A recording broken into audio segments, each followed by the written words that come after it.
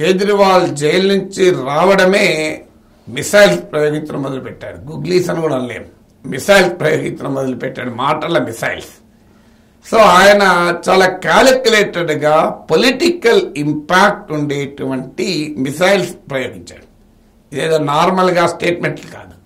మొదటిది ఏమన్నాడు, మోడీ మళ్ళీ గెలిస్తే యోగి ఆదిత్యనాథ్ పదవి పోతుంది అని బీజేపీలోనే ఒక పెద్ద అనుమానాన్ని క్రియేట్ చేశాడు. ఒక ముసలం పుట్టించాడు ఒక రకంగా. ఇప్పుడు యోగి వర్సెస్ మోడీ అనే బైనరీని బీజేపీలో ప్లాంట్ చేశాడు. ఇది ఇప్పటికే ఆ గ్యాప్ ఉన్నమాట నిజం మోడీకి యోగికి. ఎందుకంటే నేను వేరే వీడియోలో కూడా చెప్పాను ఇదే అంశం పైన. మోడీకి పోటీగా ఉన్న లాల్ కృష్ణ అద్వానీ, మీకు మురళీ మనోహర్ జోషి ఇద్దరు మార్గదర్శక్ మండలికి వెళ్ళిపోయారు.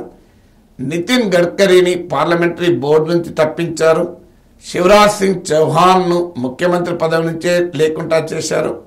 ఇతర సీనియర్ నేతలైన వసుంధరా సింధియా, రమణ్ సింగ్, యడియూరప్ప లాంటి వాళ్ళను మార్జినలైజ్ చేశారు. అందువల్ల బీజేపీలో ఇది కనబడుతుంది ట్రెండ్.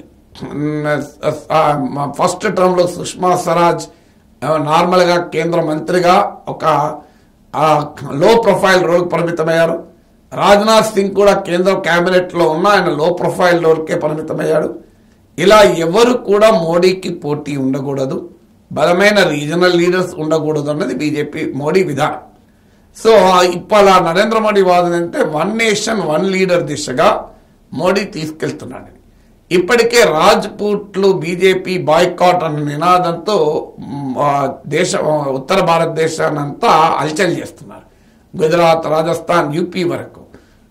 ఒక్క యోగి ఆదిత్యనాథ్ను మాత్రం వాళ్ళు అంగీకరిస్తున్నారు, ఎందుకని ఆయన కూడా క్షత్రియ ఠాకూర్ కనుక. సో ఈ గ్యాప్ ఆల్రెడీ మొదలైంది. కానీ యోగి కూడా హిందుత్వ ఐకాన్ కావడం వల్ల ఆయన ఏమీ చేయలేని రాజకీయ అనివార్యత మోడీకి ఏర్పడింది. అందువల్ల ఇప్పటికే మోడీకి యోగికి ఆ గ్యాప్ ఉంది గనక, ఫాల్ట్ లైన్ ఉంది గనక కేజ్రీవాల్ కరెక్ట్గా ఆ వీక్ పాయింట్ మీద కొట్టాడు. ఇక రెండవది ఏమన్నాడంటే, అసలు మోడీ నెక్స్ట్ 5 years ప్రైమ్ మినిస్టర్గా ఉండడు, 2025 సెప్టెంబర్లో మోడీ రిటైర్ అవుతాడు అని కొత్త యాంగిల్ ఈ ఎలక్టోరల్ డిస్కోర్స్ పట్టుకొచ్చాడు. ఇంతవరకు ఎలక్షన్ డిబేట్లో ఇంతమంది నాయకులు మాట్లాడుతున్నారు కానీ ఈ రెండు పాయింట్లు ఎవరు మాట్లాడలేదు, మీరు గమనించండి.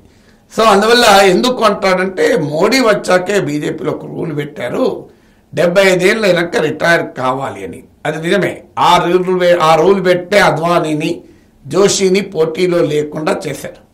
అందువల్ల ఈ రూల్ మోడీకి కూడా వర్తిస్తుంది కదా అని దాంతోనే వెంటనే అమిత్ షా రిప్లై చేయాల్సి వచ్చింది. హైదరాబాద్ నుంచి కేజ్రీవాల్ ఢిల్లీలో మాట్లాడితే అమిత్ షా హైదరాబాద్ నుంచి రెస్పాండ్ కావాల్సి వచ్చింది. ఎంత అర్జెన్సీ ఫీల్ అయితే రెస్పాండ్ అవుతాడు హోమ్ మినిస్టర్, మీరు ఆలోచించండి. లేదా స్మృతి ఇరానీతోనో ఎవరితోనో స్టేట్మెంట్ ఇప్పిస్తారు. అసలు మోడీనే 5 ఏళ్ల పాటు ఉంటాడు, మోడీనే మా నాయకుడు, ఎవరికి అనుమానం ఉండాల్సిన అవసరం లేదని క్లారిఫికేషన్ ఇచ్చారు. వాస్తవంగా యడియూరప్ప కూడా 75 years దాటాక కూడా ఎగ్జామ్షన్ ఇచ్చి ఆయన 78 ఏళ్ళు అయినా కూడా ఆయన బీజేపీ పార్లమెంటరీ బోర్డులో తీసుకున్నారు. అందువల్ల యడియూరప్పకే ఎగ్జామ్షన్ ఇచ్చారన్న మోడీకి ఇవ్వరా?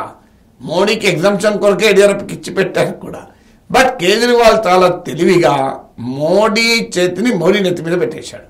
నీవే 75 ఏళ్ళు దాటితే రిటైర్ కావాలని రూల్ పెట్టి మార్గదర్శక్ మండలికి అద్వానీ జోషిని పంపావు కనుక మోడీ కూడా మార్గదర్శక మండలికి పోవాల్సిందే, మోడీ ప్రధానమంత్రిగా ఉండడు కనుక మోడీకి ఆ గ్యారంటీలకు విలువ లేదు అంటూ కేజ్రీవాల్ ఒక పెద్ద అటాక్, అంటే భారతదేశ ప్రజల్లో మోడీని చూసి ఓటు వేస్తే బీజేపీ ఓటర్లలో ఒక అనుమానాన్ని ప్లాన్ చేశాడు. అంటే యోగి విషయంలో బీజేపీలో ఒక ముసలాన్ని ప్లాన్ చేసే ప్రయత్నం చేశాడు, ఇక్కడ ఓటర్లో అనుమానాన్ని ప్లాన్ చేశాడు. నేషనల్ ఎలక్షన్ స్టడీస్ ప్రకారం కూడా బీజేపీకి దేశంలో ఓటు వేసే వాళ్ళలో 2019 లెక్కల ప్రకారం 1/3 మోడీ ఓటర్లే మోడీని చూసి ఓటేశారు. అలాంటి ఓటర్లకు ఒక అనుమానాన్ని రేకెత్తించాడు కేజ్రీవాల్. మీరు మోడీని చూసి ఓటేస్తున్నారు కానీ మోడీ ప్రైమ్ మినిస్టర్గా ఉంటాడా, బీజేపీలో ఉండనిస్తారా, ఆయన రిటైర్ అవుతాడు కదా, ఆయన కాలంలోనే పెట్టిన నిబంధన కదా అని అనుమానాన్ని క్రియేట్ చేశాడు. ఇక మూడోది ఏం చేశాడంటే ప్రతిపక్షాలను యునైట్ చేసే స్టేట్మెంట్ ఇచ్చాడు. సో నన్ను అరెస్ట్ చేయడమే కాదు, మీరు చూస్తుండండి, పినరయ్ విజయన్, స్టాలిన్ మమతా బెనర్జీ, ఉద్ధవ్ ఠాక్రే, తేజస్వి యాదవ్ వీళ్ళందరినీ అరెస్ట్ చేస్తారు అని ఒక స్టేట్మెంట్ ఇచ్చాడు. సో ఇప్పుడు అనివార్యత ఇండియా కూటమిలో ఐక్యతను పెంచి మోడీ వ్యతిరేక శక్తులకు ఎన్ని భిన్నాభిప్రాయాలున్నా, బీజేపీని వ్యతిరేకించే పార్టీల్లో ఎన్ని లుకలుకలున్నా ఇవాళ అర్జెన్సీ ఏర్పడింది, మనం అందరము కలవాలి అంటూ మోడీ బాధితుల సంఘం పెట్టాలి అనే రీతిలో కేజ్రీవాల్ మాట్లాడారు. అలా చేయడం ద్వారా యాంటీ మోడీ ఓటర్లను ర్యాలీ చేశాడు, కన్వర్ట్ చేశాడు. సో ఈ యోగిని ఉండనివ్వడు అని చెప్పడం ద్వారా బీజేపీలో ఉన్న ఫాల్ట్ లైన్స్లో గెలికాడు. అలాగే మోడీ రిటైర్ అవుతాడని చెప్పి మోడీ కోసం బీజేపీకి ఓటు వేసే వాళ్ళు అనుమానం రేకెత్తించాడు. మోడీ వ్యతిరేక ఓటర్లను ఐక్యం చేశాడు. కేజ్రీవాల్ ఒక్క స్టేట్మెంట్తో 3 క్షిపణుల్ని, పొలిటికల్ మిసైల్స్ను మోడీ పైన బీజేపీ పైన ప్రయోగించాడు.